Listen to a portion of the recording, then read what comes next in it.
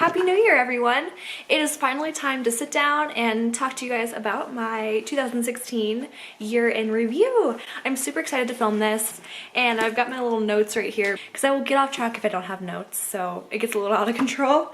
So that's why I might be looking down a little bit, just a teensy bit. So anyways, I'm super excited to film this because last year in 2016, my New Year's resolution was to do one styled shoot per month. I wanted to look back in 2017 and just review my portfolio and look back on everything, and hopefully to see that I improved and other improvements that I can make in 2017. So super exciting. I'm so happy that I set this goal for myself. So I know a styled shoot means different things to different people, and it's a pretty broad term. To me personally, a styled shoot is something that is completely free, not paid for at all. It is a collaboration with fellow creatives, and it's something that will improve your portfolio.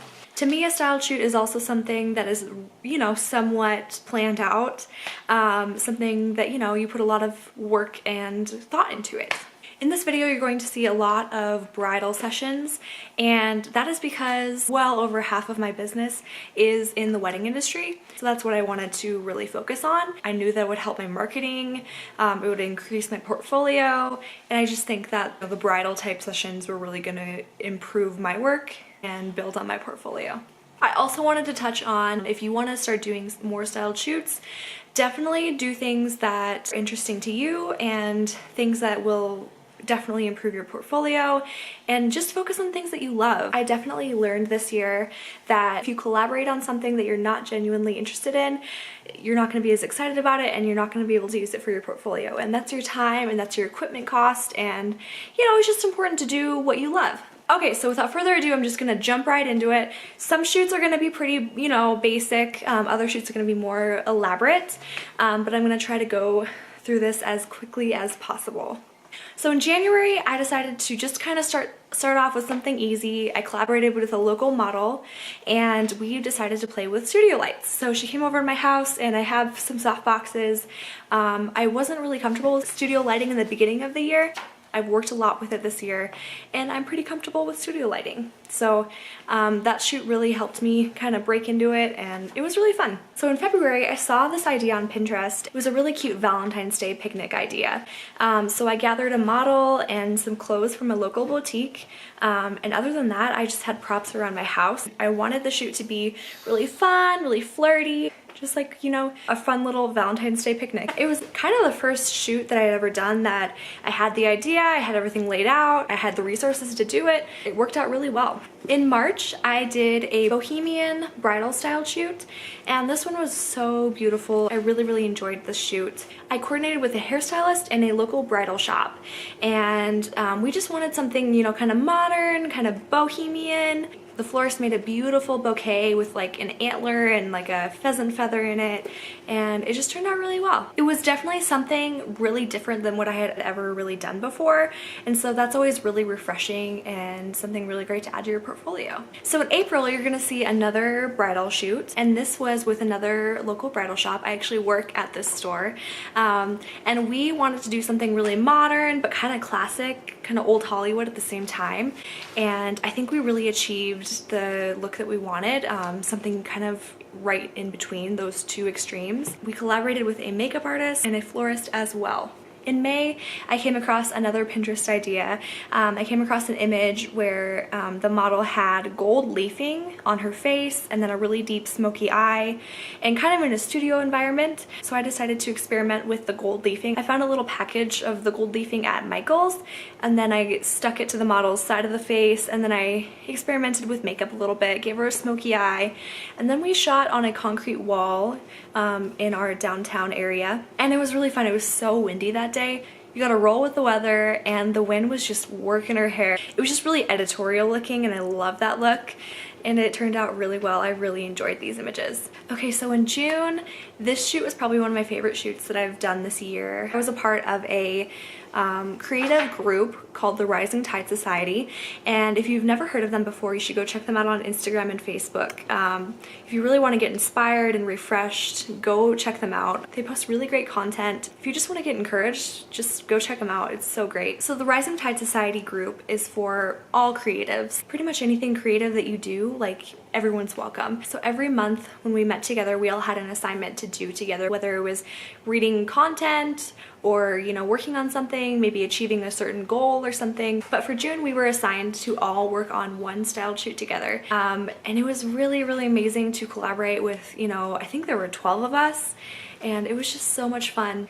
It was a great experience to work with other photographers and to collaborate with tons of other people. Another great thing about the shoot was we all had something to bring to the table, and I really love that about collaborating with people. Like, you know, everybody has different ideas and concepts in their mind, and when you bring them all together, like, amazing things happen. We definitely wanted to stick to something that was very, you know, Montana themed, and in Montana we have beautiful mountains.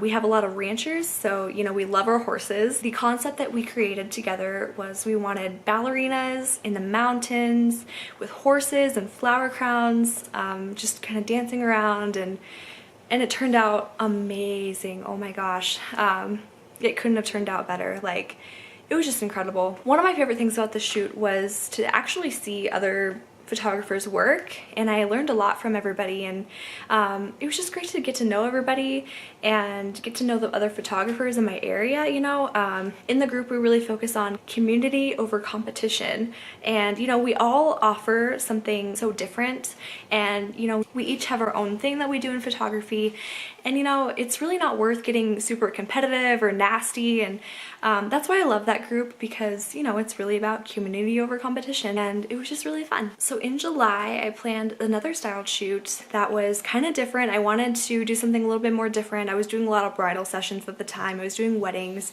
So I wanted a little bit of a break, something really refreshing, something, you know, really unique to do. I contacted a boutique from LA, and they make beautiful tulle skirts, and I contacted them to see if I could just borrow one for a shoot. I figured, you know, what's the worst they could say? No. So I asked them, and they said yes, which was awesome. I ordered a black tulle skirt, and I paired it with a few things that I had in my photo prop closet. I had two kind of corset lingerie tops that I put one underneath, kind of a lacy bralette, and then I put a more structured lacy corset over top. I found a really pretty lace masquerade mask, and so I put that on her. I even made like a black veil. I think the veil was a little much, but that's another thing when you're doing a bunch of styled shoots. Like, sometimes the idea in your head doesn't quite work out as well on camera, and that's okay. That's all about experimenting, and that's what makes you a better photographer, I think. So I just wanted the whole shoot to be really ethereal, really, you know, majestic,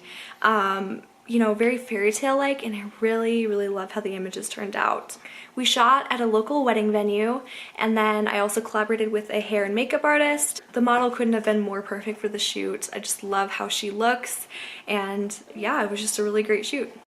So for August, a local makeup artist and I wanted to do something really fun, something really different, and we decided to do a courthouse elopement style shoot. This was really a great piece to add to both of our portfolios because, you know, a lot of people do elope. You can offer elopement packages to people, and it's really popular. The makeup artist was actually the model with her fiance now. We walked downtown, we went to our local courthouse, we took a little number, and then we put the rings on the number. It was really, really cute. The dress was from the dress shop that I work at, and then we had a local florist make a beautiful bouquet. We were also able to collaborate with the local jewelry studio, which is always really fun to photograph beautiful rings and jewelry. In September, me and Kiera, you've probably seen her in my past videos. She's one of my best friends and another fellow photographer. It was kind of the end of summer, so we wanted to take advantage of that and, you know, just do something really fun. The shoot just had a type of youthfulness to it. It just reminded me of summer. Like, when I think of summer, I just think of, you know, having fun with friends, playing in the river, and that's exactly what we all did. We just all had a blast. I really think we captured the joyfulness in the shoot that we did. So in October, I did another bridal session, and this one was unlike any other bridal shoot that I had done before. We shot in a beautiful modern home, and it was really different for me. I was a little nervous because, you know, I always shoot outdoors in natural lighting, and you know, I was like, oh, do I bring my studio lights? Like, what should I do? And it turned out just fine. The house had tons of window light. The house had a lot of really neat furniture and artwork. It was just so much fun, and it was so unique and really different.